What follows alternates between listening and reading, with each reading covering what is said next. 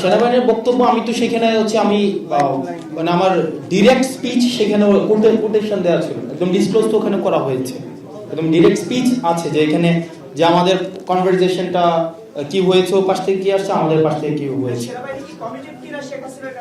না, সেটা সেটা ওই পক্ষ মানে অপর পক্ষ বলতে পারবে। আপনি যে পোস্টে লিখেছেন সেই পোস্টের সত্যতা যাচাই করার জন্য সেক্ষেত্রে আপনার ঠিক কার সাথে কথা হয়েছে সেটা কি আমাদেরকে জানানো যাবে? আপনারা হচ্ছে আমি তো ওখানে ক্যান্টনমেন্ট উল্লেখ করেছি, তো আপনারা কথা বলতে পারেন সেখানে। এবং আমরা বলেছি যে এক্ষেত্রে দেখেন 5ই অগাস্টের পরে আওয়ামী লীগ পুনর্বাসনে আওয়ামী লীগ একটা বারবার আমরা বলছি যে এই দলটা এখনো পর্যন্ত কোনো জায়গায় আপনারা দেখছেন রিগ্রেট ফিল করছে কোথাও অপরাধের, ও যে একটা গণহত্যা চালাইছে এটার তো অপরাধী স্বীকার করে নাই।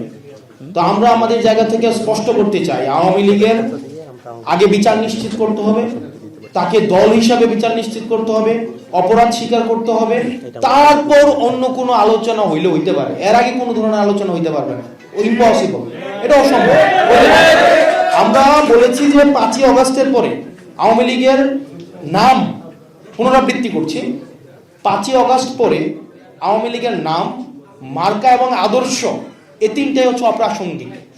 এখন এটাকে যদি মানে বিদেশি ষড়যন্ত্র অথবা দেশীয় কোনো ষড়যন্ত্র বা এজেন্সি থেকে কোনো ধরনের এখানে অপচেষ্টা চালানো হয়, সেক্ষেত্রে আমরা সাধারণ মানুষের কাছে কমিটেড, আমরা ছাত্র নাগরিকের কাছে কমিটেড, আমরা নির্যাতিত, নিপীড়িত, বঞ্চিত, গুম খুন হত্যা শিকার যারা গত দীর্ঘ 1.5 দশকের বেশি সময় ধরে হয়েছে, রাজনৈতিকভাবে নির্যাতিত যেই ক্রিয়াশীল রাজনৈতিক দলগুলো হয়েছে, আমরা তাদের কাছে কমিটেড।